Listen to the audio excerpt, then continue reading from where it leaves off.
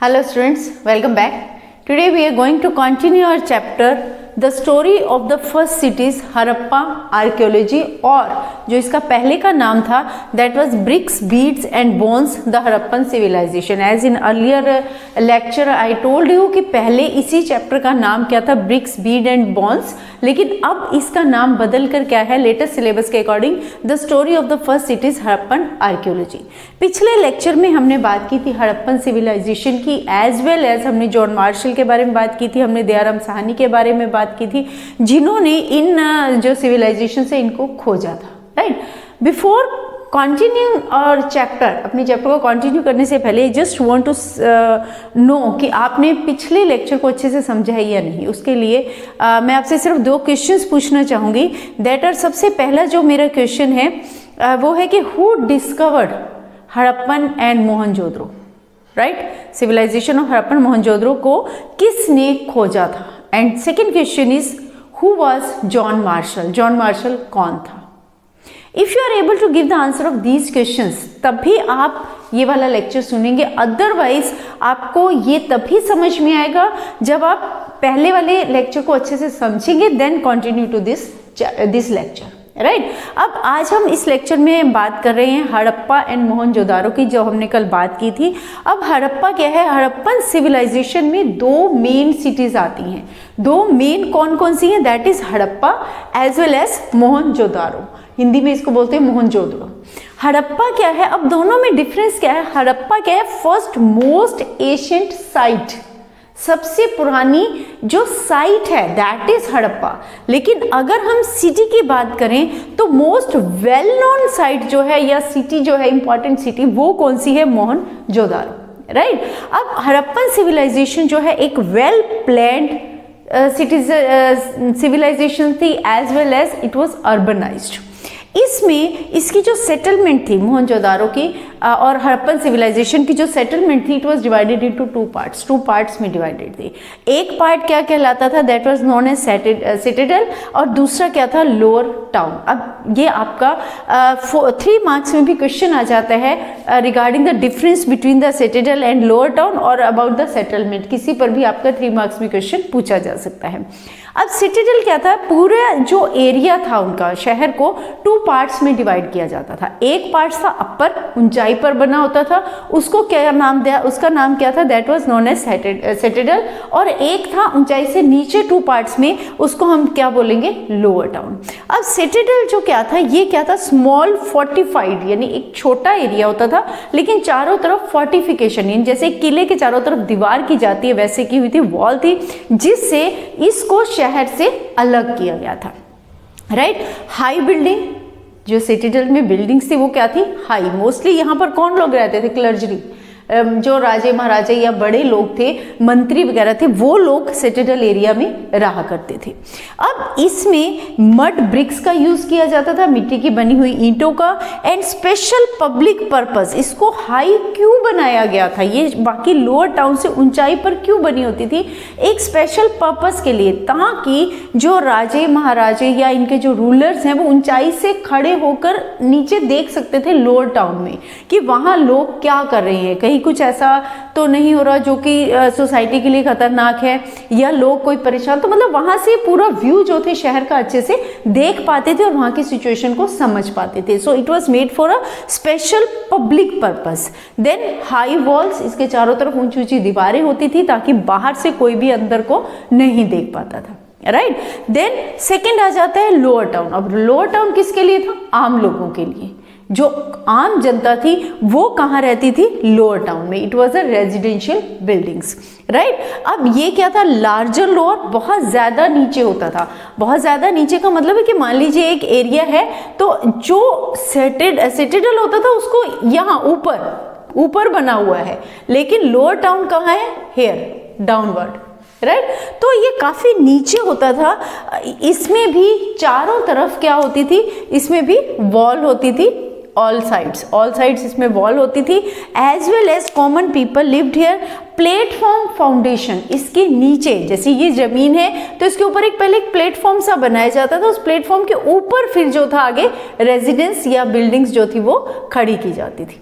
Right, अब ये इनका जो इसके अलावा इसमें ड्रेनेज सिस्टम भी था। अब जो हड़प्पन सिविलाइजेशन का ड्रेनेज सिस्टम था वो भी वेल प्लान्ड था। वो भी क्या था कि प्लान ड्रेनेज सिस्टम था। ग्रिड पैटर्न ऑफ रोड्स का ग्रिड पैटर्न था। जैसे ग्रिड में होता है एक दूसरे के ऊपर से काटते, ऐसे ही इनकी जो रोड्स थी ऐसे एक दूसरे को काटती थी राइट एंगल पर, right. Grid pattern was there intersecting at right angle. Waste water had to follow into the street drains. अब घरों के ड्रेन से, घरों से जो पानी था वो ड्रेन होकर कहाँ जाकर मिलता था, जो गली की, जो बाहर की स्ट्रीट का ड्रेनेज सिस्टम था, यानी जो नालियाँ थी। जैसे आज भी अगर आप पुराने एरियाज में, अपने शहर के पुराने एरिया में जाएंगे तो वहाँ आज भी आपको जो है वो एक मिलता है कि घरों से पानी जो है बाहर नालियों में आ रहा है, राइट। तो वो क्या था, eight that time it was also the same. लेकिन फर्क क्या था, आज कई जगह पर अगर वो चीज़ है तो उसमें वो ऊपर से कवर्ड नहीं है, लेकिन हड़प्पन सिविलाइजेशन में दैट ड्रेन्स वर कवर्ड, जिसको हम हिंदी में नाली बोलते हैं, राइट। तो घरों से जो ड्रेनेज सिस्टम था, घरों से जो पानी वगैरह आता था वो कहाँ जाकर मिल जाता था, स्ट्रीट्स के ड्रेनेज सिस्टम के साथ, राइट। अब इसके अलावा इन लोगों के जो घर थे, हमने बात की रेजिडेंशियल बिल्डिंग की, तो ये घर किस टाइप के होते थे, कैसे होते थे। डोमेस्टिक आर्किटेक्चर और गृह स्थापत्य कलाएं। और in previous lecture I told you, जब चैप्टर स्टार्ट किया था, कि जहाँ भी कोई टफ वर्ड्स आएंगे उनको मैं साथ में हिंदी भी ज़रूर बताऊंगी, सो दैट अगर आपका वो हिंदी में भी क्वेश्चन आता है तो आपको मालूम हो कि क्या पूछा गया है। डोमेस्टिक आर्किटेक्चर यानी घर, गृह स्थापत्य, घर को बनाने की क्या कला थी, किस तरीके का घर बना होता था।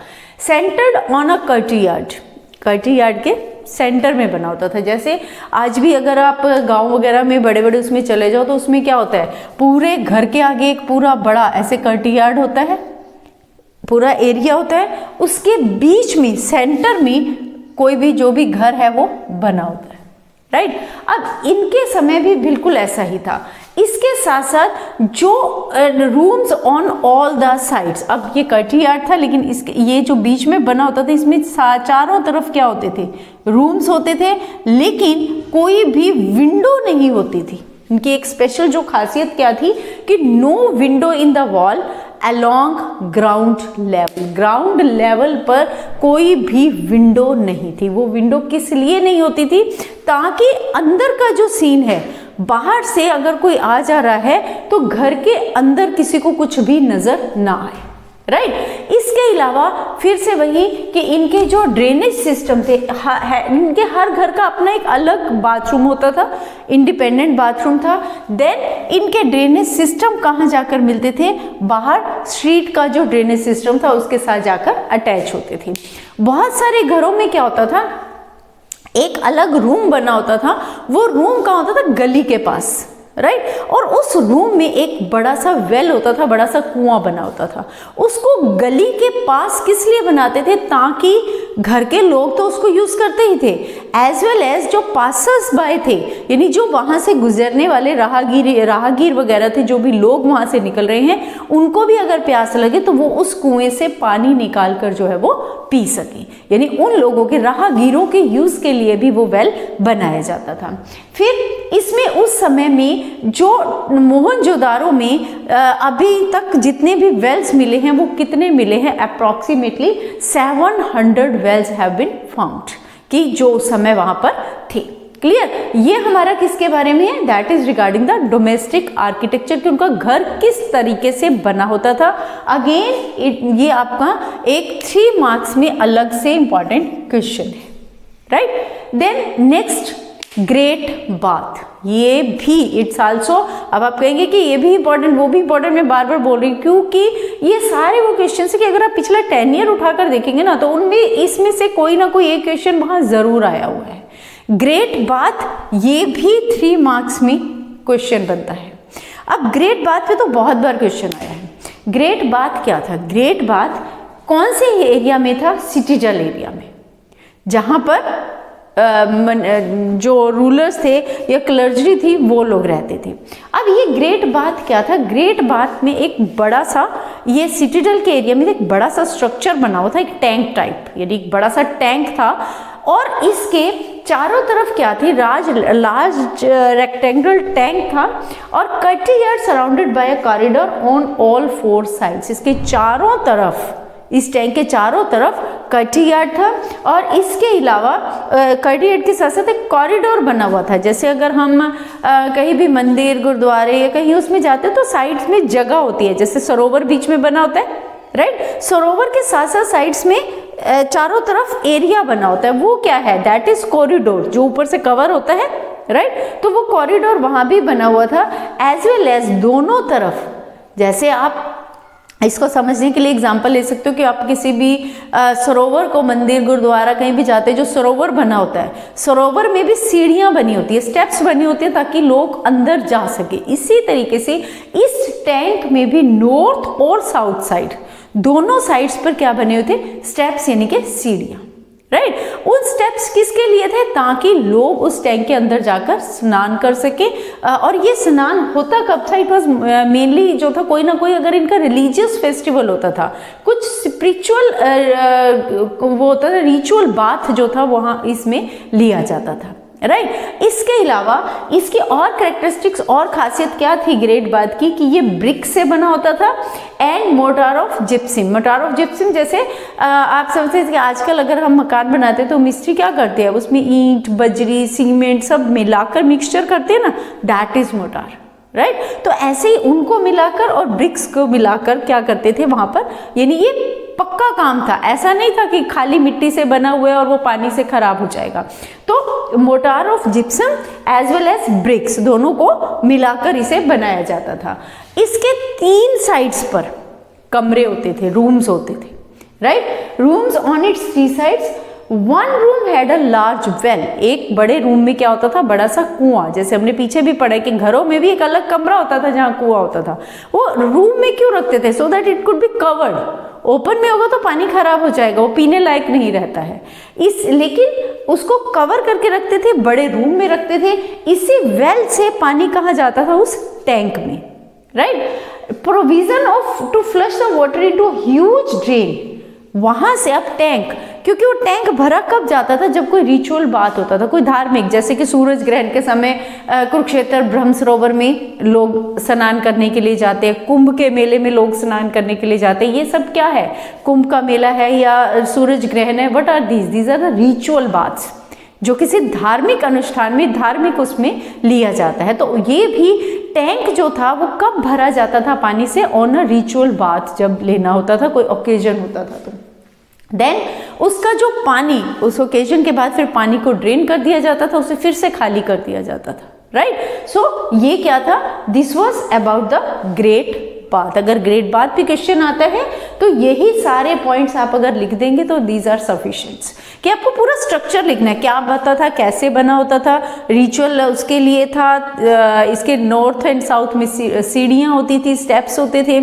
फिर आपको लिखने की 3 तरफ बिल्डिंग क्या थी, कमरे बने होते थे, रूम्स अवेलेबल थे, इसमें एक बहुत बड़ा रूम होता था जिसमें वेल होता था, वेल से पानी कहाँ डाला जाता था, उस टैंक में, और ज़रूरत पूरी होने के बाद, ओकेजन के बाद क्या कर देते, उसमें से पानी को ड्रेन आउट कर दिया जाता था। Clear, this was about the great bath. अब ये तो सारा हो गया उनका कि कैसे वो रहते थे, घर कैसे थे, या आप कह सकते कि भवन निर्माण कला कैसी थी उनकी। क्लियर। अब बात आती कि क्या उस समय भी अमीर और गरीब कोई ऐसे लोग थे, क्या हमें कुछ ऐसा प्रूफ मिला है जिससे हमें पता चले कि उस समय भी सोसाइटी डिवाइडेड थी, उस समय भी सोसाइटी में डिफरेंसेस, इकोनॉमिकली कुछ डिफरेंसेस होते थे, अमीर और गरीब 2 वर्ग होते थे उस समय भी। तो इसके लिए अब हम we are talking about that tracking social differences, कि अब इन चीज़ों को हमें कैसे पता चला है कि उस समय भी सोशल डिफरेंसेस है, उस समय भी कुछ लोग अमीर थे, कुछ लोग गरीब थे। हड़प्पाई समाज में विभिन्नता का अवलोकन, again it's your another question. इसमें हम 2 पॉइंट्स करेंगे, एक लग्जरीज पर और एक बरियल्स पर। बरियल जो है दोनों पे ही आपके अलग अलग 3 मार्क्स क्वेश्चन बनते हैं और कंप्लीट ही आपका 6 मार्क्स में क्वेश्चन आ सकता है। ट्रैकिंग सोशल डिफरेंसेस, अब हमें कैसे पता चला कि उस समय भी सोसाइटी में 2 ग्रुप्स थे, अमीर और गरीब लोग होते थे। इसके लिए आर्कियोलॉजिस्ट ने बहुत सारी स्ट्रैटेजीज का यूज किया, बहुत सारी ऐसी चीजें मिली हैं जो हमें बताती हैं कि सोशल डिफरेंसेस वर देयर। सबसे पहले हम बात करेंगे बरियल्स। शवाधान, बरियल्स क्या होते हैं जहां पर डेड बॉडीज को दबाया जाता है, राइट। तो जो डेड बॉडीज दबी हुई हमें मिली है उनको हम क्या कहते हैं, that place is known as burials. अब बरियल्स में, हड़प्पन साइट्स में जो बरियल्स है वो कैसे थे, एक पिट यानी कि एक बहुत बड़ा खड्डा बनाया जाता था जिसमें लोगों को दफनाया जाता था।